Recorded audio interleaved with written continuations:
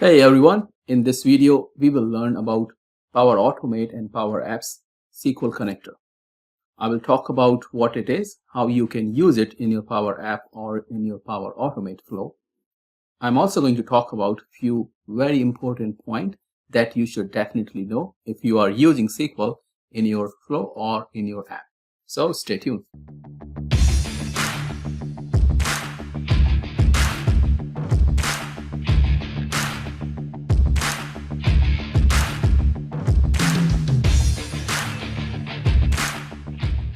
Hey everyone, I'm Deepak Srivastav. Welcome back to my channel.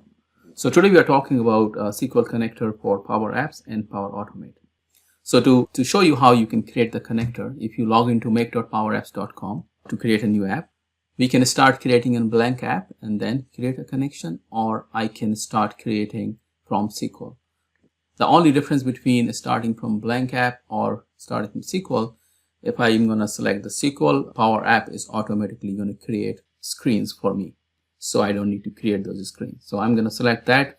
It's no difference. You can start from the blank or you can start from your any existing app that you have. The main thing is creating the connection, what I need to show you.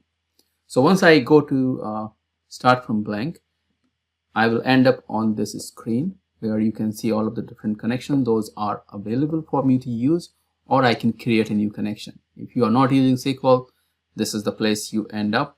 New connection, and search for SQL. Okay, you will end up this screen. If you are creating the connection from the blank screen or on your existing app, the screen is more or less is going to look similar, and I can quickly.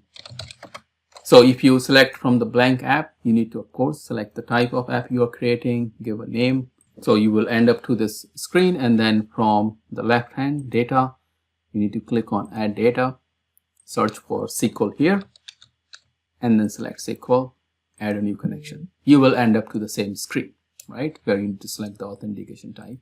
Very similar. Okay, so it's not really difference, it's just the difference between where you are and how you can reach to this screen where you can create the SQL connector. Now if you notice any other connector, you need to create your connection using the account. With SQL, you have multiple options. You can select Azure AD integrated, you can select SQL Server authentication, Windows authentication not shared. What to select when is the key point, because whatever selection I made here, when I'm going to create this connector and when I'm going to publish my app and share with other users, not only my app is going to share with them, but also the connection that I have in my app is also going to share with them. And what does that mean? When those users are going to create any new app, they will see that connection listed here. Okay, so remember this always. When you are sharing your Power App with other user, you are also sharing the connection that you have used in that app. Okay, and those users can use those connections to create some other app.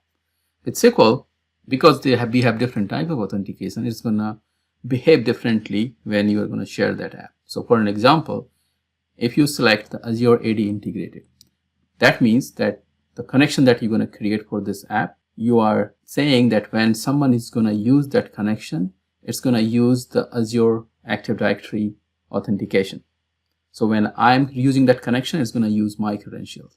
If someone else is going to try to use the same connection, they need to use their own credentials, so they cannot use mine. Okay, if I'm going to select the SQL Server authentication, in this case, whether I'm connecting to the SQL in Azure or an on-prem SQL, I'm providing the SQL Server name, database name, and username and password. When I'm going to use this kind of authentication type and create this connector and share with other users, they can use the same connection, same username and password for the given SQL Server and database, and they can create and use this connection to create other app and do all the operation on this SQL database that this username and password is going to have. So if you are using SQL admin username and password here, then whoever you're going to share your app with, they will have the complete access to your SQL database. If you are trying to use the Windows authentication, So in this case, what I'm saying, in Windows Authentication, I'm selecting SQL Server name, database, and then I'm providing Windows login here. It is very much similar to the SQL Authentication. Instead of providing the SQL username and password, I'm providing Windows username and password. And when I'm going to share this connection or app with other users, they will have full control on this connection, and they can use these username and password that I provided to create other apps or read or write data into this particular SQL database. If I select Windows Authentication not shared, that will save me, because even if I'm using the username and password here, in this app context, this is good. But if someone is going to try to reuse this particular connection for other app, they need to provide the username and password to authenticate themselves.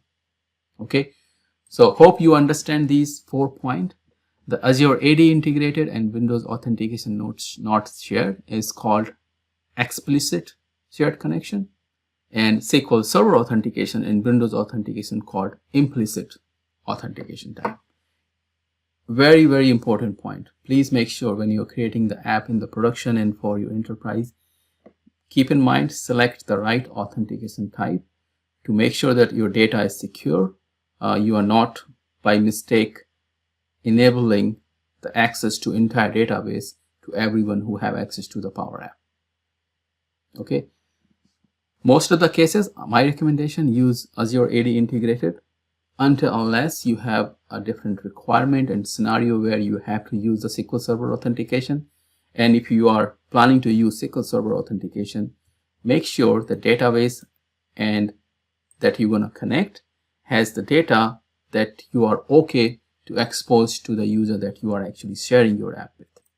Okay, so I'm going to select the Azure AD integrated, click create. This is going to create the connection. Okay, so my connection is created. Then it's going to ask me the SQL Server name and database. For this demo, I have created one sample database in my Azure. Okay, so I have this sample database that I am using for this purpose. I'm going to copy the server name and the database name. Okay, click connect. Okay, and once you connect, it's going to list down all the tables that you have in your database. You can select the table on which you want to create your app. Okay, so I'm going to select the product, say connect. Now, because I have selected the app from SQL, the Power App is automatically going to create all the screens and forms for me. It doesn't matter if you are not really starting from SQL, you can still go ahead and create a blank app and then create the connection, and then you can manually add all of these forms that you want or the functionality that you want. So as you can see here, my app is ready. If I'm going to play this, I can see all the information coming straight from SQL. I can see the data. I can update the information as I want to 30. Click save. Beautiful, right?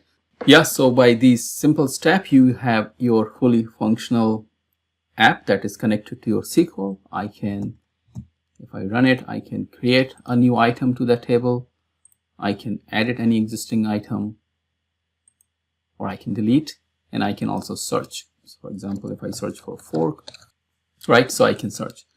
And you can also do a lot of other things. Like for example, here we are using search.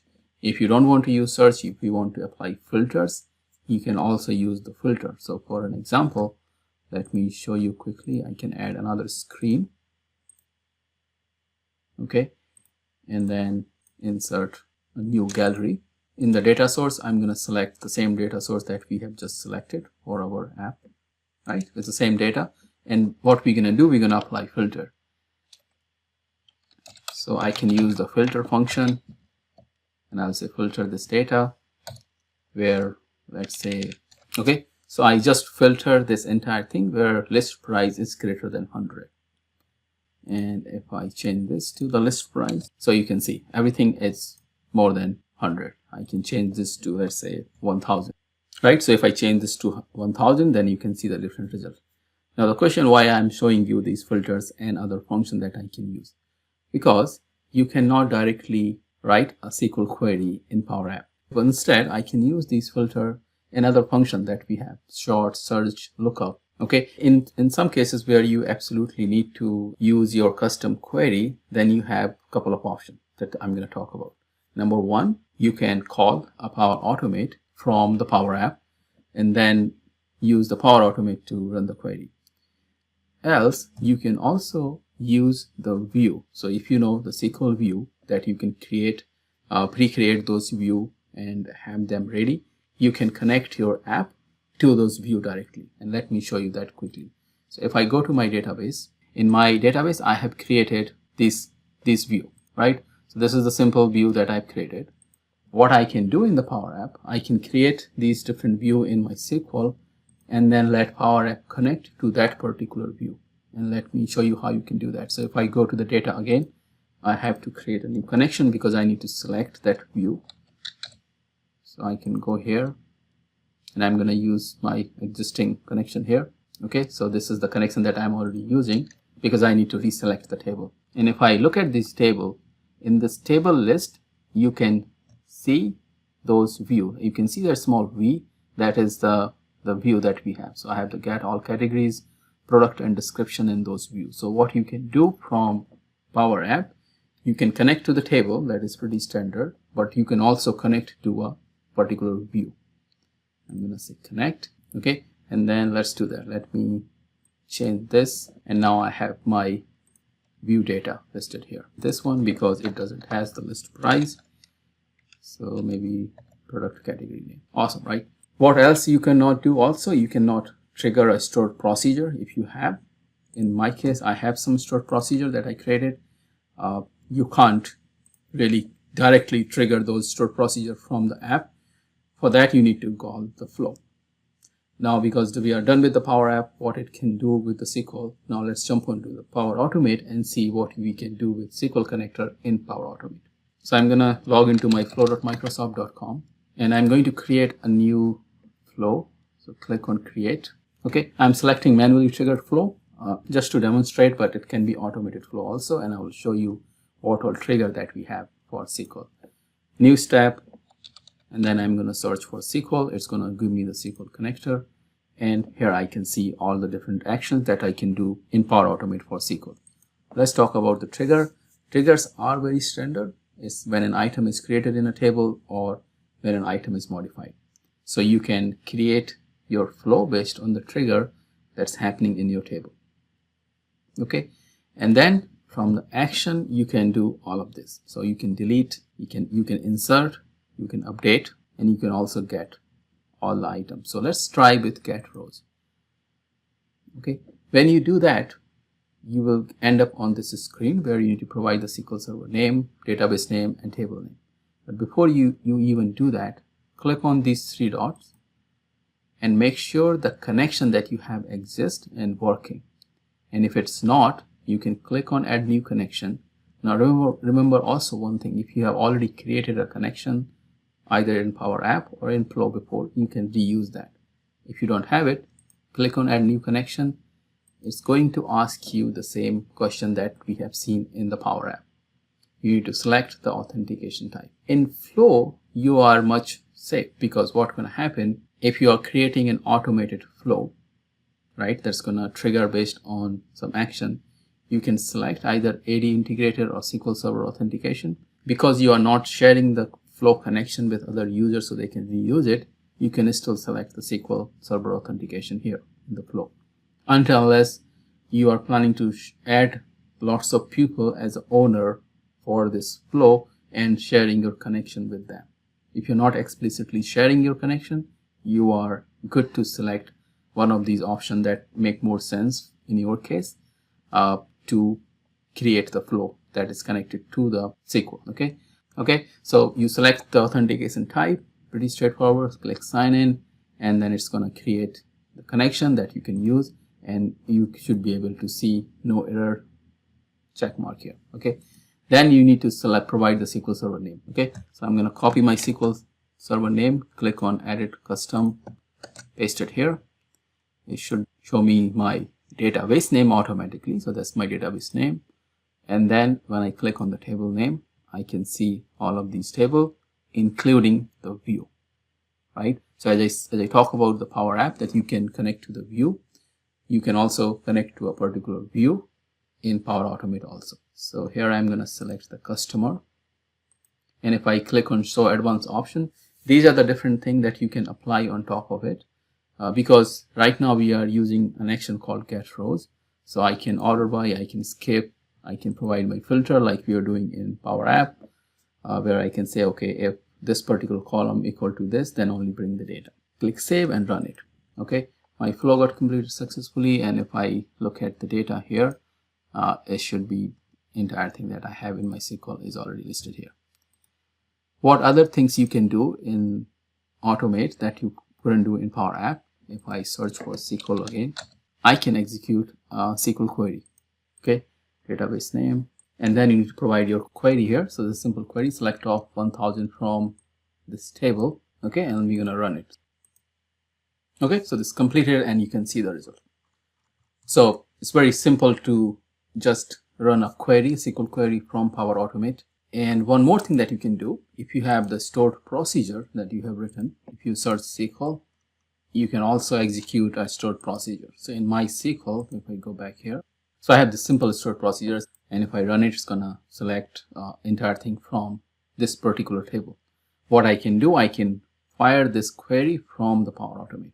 So if I go here, I need to provide the server name, and then you need to select the database where you want to run, and then in this drop down, you should be able to see all of the stored procedure that you already have in your SQL. And the one that we are trying to run is this flow demo. Again, I'm going to click test, run. Okay, so that also completed successfully. And if I click on this, you can see there's lots of data that we got. So as you can see here, this is pretty straightforward, simple to use SQL connector. And once you have it, you can do all of these different operations or the actions that you have in the SQL connector. So this is all for this video. This video is covering more on how you can create connection and how you can use this for basic operations that we have discussed. If you guys wanted to see more complex scenario where you want to see how you can have those filter query and more complex example, leave a comment and let me know. I'll create another video talking about more complex scenario. Thank you. Thanks for watching. Keep learning, keep watching. Thank you.